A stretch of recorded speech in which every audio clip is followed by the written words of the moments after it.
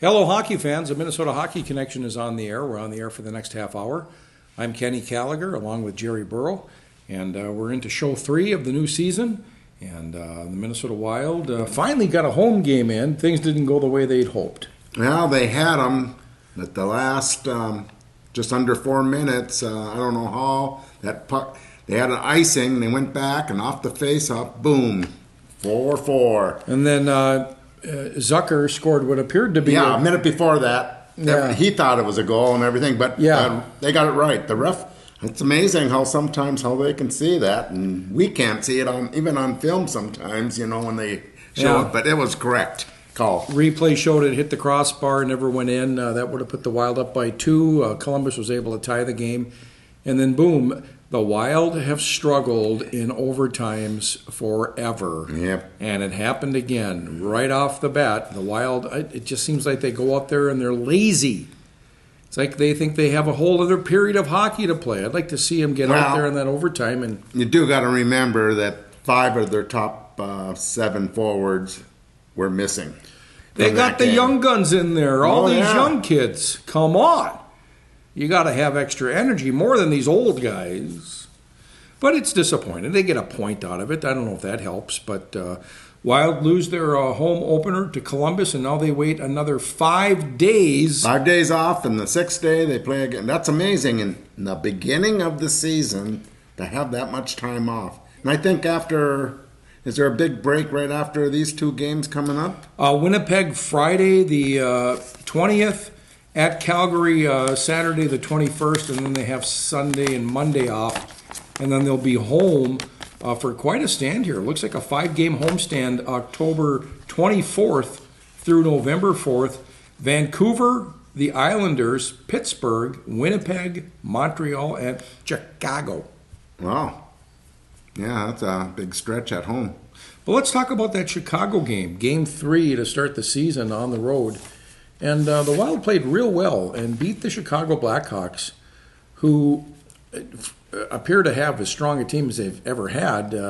They started the season with a 10-1 win over Pittsburgh. They scored a lot of goals in their first few games. Yeah, they were the top scoring team when Minnesota went into the United Center in Chicago.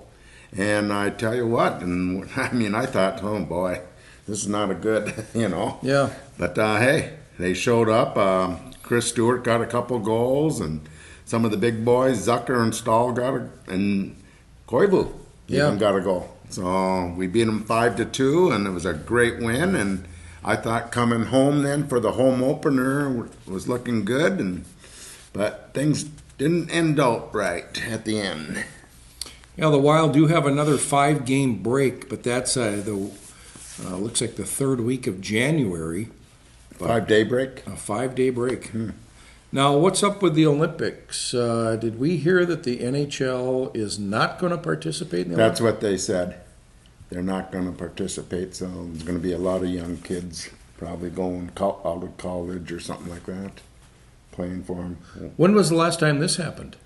Boy. It's been a while. Yeah, a real long time. So there you go. The U.S.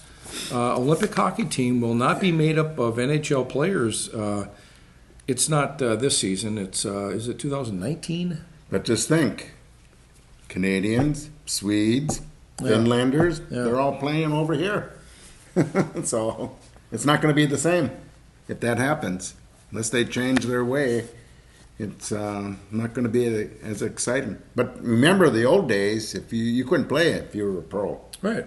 So that's when Brooks' 1980 Miracle on Ice team. They're all amateurs in college. I had the opportunity of talking to somebody that was born in the Ukraine. Really? And I asked her, I says, 1980 Olympics, U.S. beat Russia. Was that a big deal? Very big deal. Devastated our country. Devastated. I like that word. That's what she said. Wow. Yeah.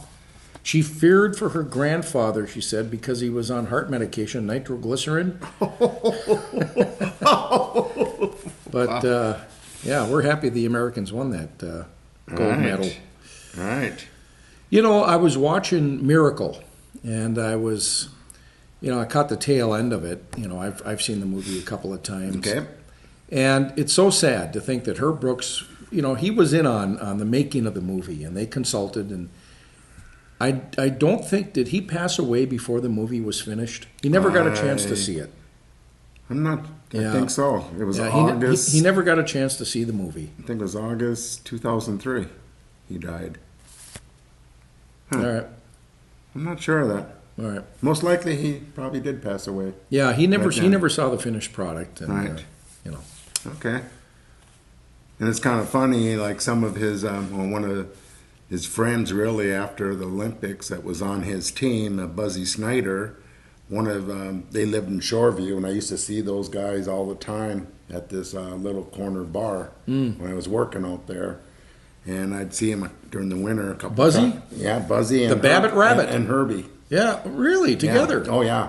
Because they live right in that area, but Nice. they pretend that they hated each other, but they really liked each other, But the way Herbie would get going, having a few beers, nice. It was great. Gosh. Just sit at the table and listen to those guys, That is. the times that is. they had, and they were talkers. College hockey, UMD lost at Bemidji and then came home for that Saturday night home and home game in series. And was it an official tie? Well, I think it is official in the NCHC and in USCHO because for rankings. But What was the final? 3-3 on it, and then the shootout? the first game No, Saturday. Saturday it was 0-0. And it went to a shootout, or Yeah. yeah. Oh, so there was no scoring throughout the game. Nope. Ah, okay. I thought Bemidji scored in that second game. No. All right. It was 0-0 and then just a shootout just to give them a little pat in the back. Yeah, and nothing. Yeah. So I hope someday the NCAA stops this madness and gets this right at the end of the, just go to the NHL format. well, it's kind of funny. Every league does their own thing. It's certain silly. games that like it's not it's not a conference game, so they have different rules for that game, and it's just crazy to me. It is. It's out of control. Yeah. So There's no consistency, and what is there? 6 conferences. I've always liked the concept that after the end of a tie game, because the IHL did this even before the NHL, when the game's tied, give each team a point, go to the overtime, the winner gets an additional point, go to the shootout, the winner gets an additional point. It's not that difficult. Tell you the truth, I think they should go 5-on-5, 4-on-4, 3-on-3, or whatever. But no, shootouts are just getting boring to me. And these guys can't put it in. Yeah. It's crazy. Mm-hmm. I guess the goalies have big pads, and they're so athletic now that there's advantage for the goalie now. I was talking to somebody that observed the games over the weekend. I didn't have a chance to see or listen to any of them. Mm-hmm. But he said, the Bulldogs, they're young, 11 freshmen? Yeah. They've lost some key players from last year. Right. And Bemidji, take nothing away from them. They've got a good goaltender in there who's a senior this year. Oh, yeah. The kid from Moorhead was Mr. Goaltender for State High School. And Bemidji's kind of always had UMD's number for the past several years. So what's up next for the Bulldogs? Merrimack? Merrimack from North Andover, Massachusetts. All right. So they're coming in, and they play in the Big East, and hey, we got to get it going, Growing pains, you gotta, it's gonna take a while. I told everyone, I think half a year before we see consistency, and they got to find who's going to be their goalie. I think that's gonna take a long time. So, and once they get that foundation, the goalie down, then I think it's gonna get better and better. I'll be at the game Friday night. The Amsoil Arena announced prior to the start of the season they've added new menu items. Right. Has the press been invited to We partake? had the roast beef and mashed potatoes. It's in a little dairy cup. And? It's okay, but it's not too much in there. A lot of potato. All right. But it's good. Okay. What else did they have? What's in some of the other stuff? Macaroni and cheese. Oh, yeah. That's for the kids, I would imagine. Well, I think grown-ups like it. Oh. You go back all to right. your old days. I see. They've got a new type of pizza. Yeah. I think it's thin crust. Okay. And then I think there's some fish. And was there, I forget what the other thing was. But when I go to the games, and I don't eat often at the Right. arena like I used to, I'm good for a Polarina. Polarina, squirt of ketchup. I'm good. There you go. Mm-hmm. And this weekend, Merrimack's in town to play the men Bulldogs, but the Gopher ladies are coming to town, and they'll play right before each of those games. Okay. So that's a big matchup early in the season. It's always a big, when the Gophers and the UMD play. What are the standings in women's hockey? Well, the Bulldogs lost both games. I think they're missing their goalie that they had last year. And they lost to Ohio State, but Ohio State's a lot more improved. Yeah. And so they're up there in the top 10. I think you're an alum of Ohio State wearing the red today. Pretty close. Yeah. It's either that, high school. Yeah. Yeah. Well, the rankings just came out for college men. Denver number 1, Harvard number 2, St. Cloud State 3rd, North Dakota 4th, Notre Dame 5th, Wisconsin 6th, Boston University 7, Minnesota 8, UND 9, and top 10, Providence 10. And then we got Penn State, Clarkston, Boston College, Minnesota State, Michigan Tech, and Northeastern. Yeah. Right. I thought Boston U was up in the top 5, I know, in the beginning of the season. And Minnesota State went out to Boston and beat them both games. And they only get up to 14th. You'd think they'd be higher. Yeah, Coach Hastings down in Mankato State, Minnesota State, Mankato. He's doing a great job. And even the Saratoris, this weekend, the two brothers play against each other. Air Force is coming to Bemidji State. Nice. Yeah, so they got Frank and Tommy going, little family. Ooh, I love it. Did that, And Air Force has a whole bunch of Minnesota kids on the team, so it's going to be a great game, I think. Series this weekend with the two brothers going after each other. And, like Bemidji State doesn't have the deepness of talent as other teams do, but they're well coached. Yeah. They don't give up much room. The spaces are small and few in between pucks going down the ice. So I think Bemidji State's always been a solid team. I mean, when they play the Gophers or UMD, they play them right to the end on these games. So they're a decent team. Minnesota Wilderness, based out of Cloquet. How were the Wilderness doing so far? Oh, they won Friday night 3-1 over what's that? Cooley region, Chile. And then on Saturday night, things didn't go good. They lost 5-0. They put a new goalie in, and first 2 out of 3 shots went in, and turned out that they couldn't get back into it, and Cooley won 5-0. Wow. And so they're struggling right now, but give them time. There'll be a lot more players. I just heard from some other source that former Duluth East Shea Donovan got traded back east to one of the North American Hockey League teams. I think he didn't say which team it was, but I'll check on that. And he played for the Fargo Force in the USHL the year before, so we'll see what goes on with that. Oh, there was some great hockey down in the cities this weekend in the Elite League. They had the U17 development team in town.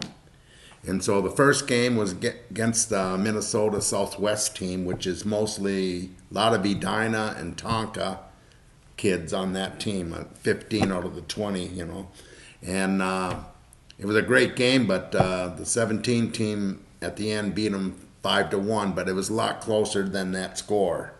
So the next day, the Elite League, they wanted to compete with this team when they come in. So they made an all-star team. Yeah. So they had like 5 East kids, and they had Edina, some of the best Edina kids, and they made a team up. And the East kids played great. Okay. And Garrett Worth scored a couple goals, and they were ahead 4-2 going into the third period. The U17 team tied it up in the third period, 4-4, and then they won in overtime.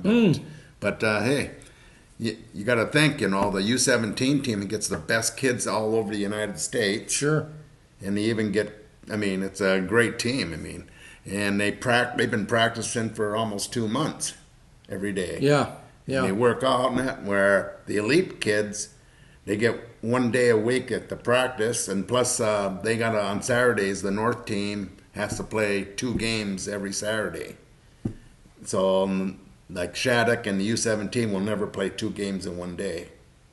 So puts a lot of extra pressure, but hey, give them credit. Yeah. That just goes to show you Minnesota kids staying home, playing high school hockey, can compete with anyone in the United States. There you go. There you go. Yeah.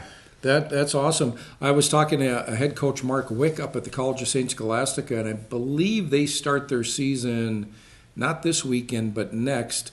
But a couple of local kids on the roster, Freilich from Marshall. Yeah, right. And Pionk from Hermantown. Really? Yeah. Nate Pionk. Yeah, the forward. Yeah. And Freilich is a defenseman. From Duluth Marshall. Right. Mm-hmm. He had a good career there, and then he went down to juniors, and I saw him down at, he played for, is it Dubuque or Waterloo? But I saw him down in Iowa play in the USHL League. Yeah. So then the last year, I think he went back over to the North American Hockey League, Bismarck or Brookings. And, yeah, good for him. Yeah. Go play some college hockey. Hey, have you seen these 30-foot tall this artwork that Tim Cortez did that's on the side of Heritage? Isn't it nice? I haven't seen it yet. Well, you haven't? No. Plus, when you go inside, when you go to the left, Sites Arena, the cold one, not the big one where the high school games are played, there's a wall there with the smaller plaques of everyone and the sponsors like Jamar Company or whatever. But these are outside. Yeah, these are big. 30 feet high. They're nice. I haven't seen them yet. Yeah, you got to get out there. And plus, another thing, we're going to have to get someone from the Heritage Center, maybe when Jerry DeMail gets back in town. He's in Florida right now, but he'll be back in another month. So, but well, not too many people leave Florida in the winter to come home. He comes home all the time. He has to stay here for over a month when he comes back and then because of all the high school stuff. Amazing. He'll go back when after East and Denfield play in the first week of January. But there's a lot going on. Yeah. But he'll have to come in there. But what was I going to say? You want to get him on. When you go in the Heritage Center, if you come upstairs into Sill Arena to the right is all the people from Duluth that played D1 hockey. Okay. And they have their plaques and their pictures and that and what team they played for. Yeah. Well, it's so crowded now. They're gonna break a wall down and make it a little more room and make it bigger. Then Duluth Cathedral, especially during my time, that's where most of the pictures are come from. When they won 5 straight Catholic high school tournaments in a row, they're gonna get the last loop there where you put all the pictures in for Duluth Cathedral. So all right. So I mean, that's how. I tell people in the cities, you got to stop by there. It's like a museum of Duluth hockey and that. It's just, they did I can't believe how good of a job they have done on that place. That's great. Talking about Duluth Cathedral, which is now Duluth Marshall, you're familiar. You went to school there. Those teams played in a Catholic league. They weren't allowed to play in the regular high school league. But we played every top high school public school in those days. Well, my thought is could that team have won state championships? Oh, yes. Ask anyone in the state back at that time. Duluth Cathedral was the best team, probably. Yeah. At that time. That's terrible. Yeah. That they weren't able to play or they were just set up that way. Right. That's too bad. Yeah, especially when all the range teams were so good at that time. Every one of them was good. That's why they had the back door. So. Oh, they had the back door. What do you mean? Well, you lose in section play, then you play another section. The 2 losers in the championship game play each other for one more. Well, that's what they did, huh? Yeah. Okay.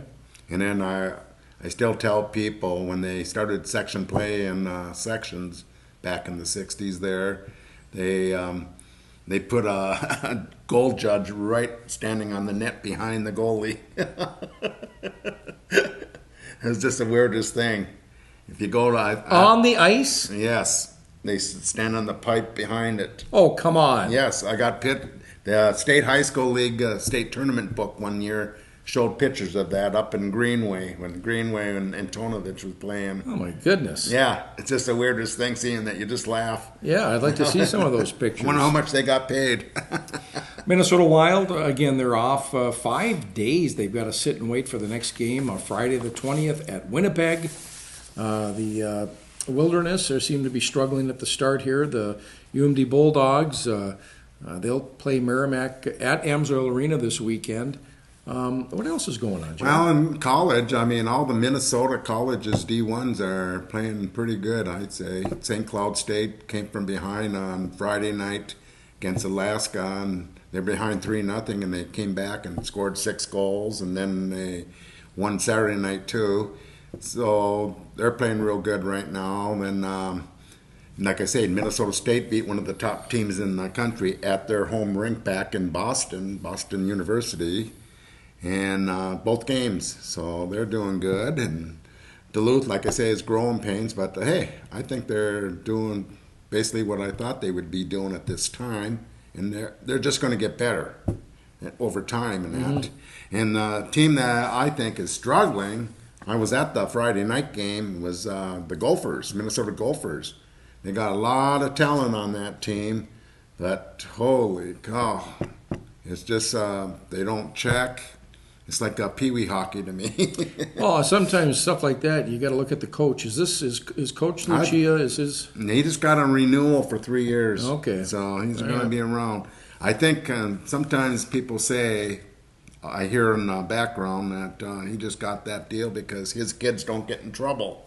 Where all the other sports and at the Gophers always getting in trouble, something's happening, and it's the wrong side of the news, you know.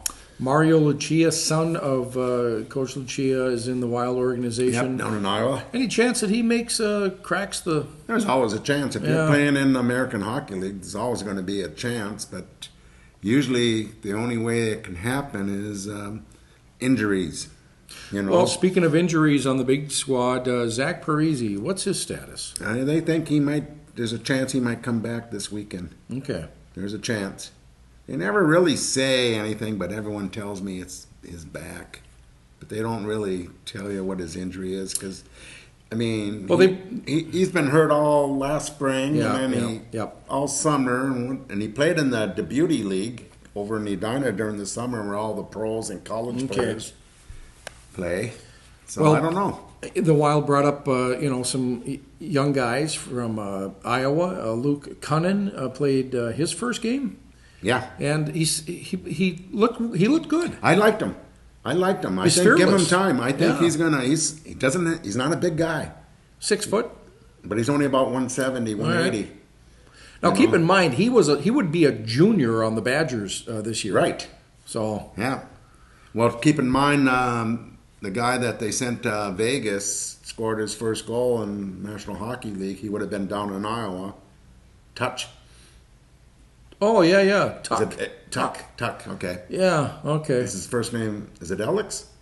I think so, but okay. Scored his first NHL goal. Yeah, it's a pretty one, too. Oh, really? Top shelf in that, and he's playing in Vegas, and Vegas, brand new team in the National Hockey League, they're 4-1. Yeah. That's amazing. It really is. First team to start 3-0 ever as an expansion team, or a new team, rather.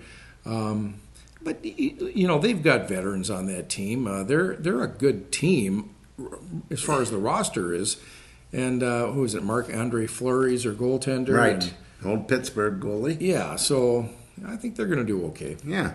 Well, they get one player that's in the top 10 in the organizations of every team. So all you have to do is find some chemistry with the players you get, and then pick up some young ones that can play and give them time. So, yeah. But, hey, talking about pro hockey out west there, the LA Kings are starting out real strong. I think they got about 4 wins and 1 tie. But 2 local boys, one that played at UMD, Alex Iafala, he's playing real good. He's got about 3 assists already. Not undrafted, invited to camp. Right. Makes the squad. And Derek Forbert is playing real good, they're saying. East boy, Duluth East and North Dakota Sioux. Well, Fighting Hawks. The Fighting Hawks. Yeah. Okay, that's pretty good. Got to give them credit. Yeah, they could have called them the North Dakota Susie Q's and maybe gotten away with it. What was the old name? The Pink Flamingos? What was it? I don't know. There was a name like that back in... North Dakota? Yeah. The Pink Flamingos. No, it wasn't Pink Flamingos, but... All right. Yeah. So we're into show number 3 of this season. Again, UMD hockey will resume this weekend when Merrimack comes to town. Merrimack out of Massachusetts. What's the? I think both games are at 7:37 because the Gophers are playing at 3 with the ladies. Okay. UMD Bulldogs. Well, And hey, I didn't say this, but all the elite teams, Shattuck, all the Minnesota teams, the Northwest, Northeast, Southwest, Southeast, and Great Plains in the North, and the Wisconsin team are all going to be up in Duluth Superior this weekend. So they'll start at 9 o'clock in the morning at Mars Arena. There'll be 4 teams, and then 4 teams will be over in Saha, over in Superior. So they play game in the morning. So there'll be 2 games at each rink. So one at 9:30 and one at 11:30, 12 in that area. And then they come back at night at 5 o'clock. And then Sunday morning. So, I mean, if you're going to the Bulldog game, you got both mornings to go to one of those rinks and watch some great hockey. Yeah. These are the best high school players in the Midwest. And, you know, the Shattuck team's always 3 out of 4 times is won Tier 1 tournament too. Also, keep in mind that on your radio, you can listen to hockey UMDs on KDAL 610. KDAL can also be tuned in on 103.9 FM. So Bulldog hockey on KDAL. Minnesota Wild hockey have moved to WDSM this year. 710. I was wondering where it went. 7:10 a.m. Okay. And WDSM at 98.1 FM. Okay. So there you go. So the UMD Bulldogs changed from 92.1 to 6:10 a.m. I don't know where they came from, Jer, but I know where they're at. Okay. UMD at KDAL, Wild at WDSM. All right. There's going to be an occasion, whether it's Packers on WDSM, that they might have to move a Wild game to 102.5 FM, the Duke. So, Okay, the Duke. Yeah. All right. Okay. That's it. We've come to the end of the program. So glad you could tune in. The Minnesota Hockey Connection, you can find us online, minnesotahockeyconnection.com. Find us on Facebook, our Facebook page. You can find us there and like us there. We'll like you back. We're on YouTube as well. We have a YouTube channel where you can catch all the episodes. The program is produced here at Public Access Television, PACT-TV in downtown Duluth, City Hall. We want to thank the staff there. And Jer, a final thought? Well, I think there's a lot of hockey this weekend, so get out and watch some either elite hockey, and plus the Bantams and Pee-wees are starting to play. They just got evaluated, and now it's time to watch the little kids even. Awesome. Best time of the year. Hockey's getting going. We love it. And we'll be back here next week to drop the puck. We'll see you then.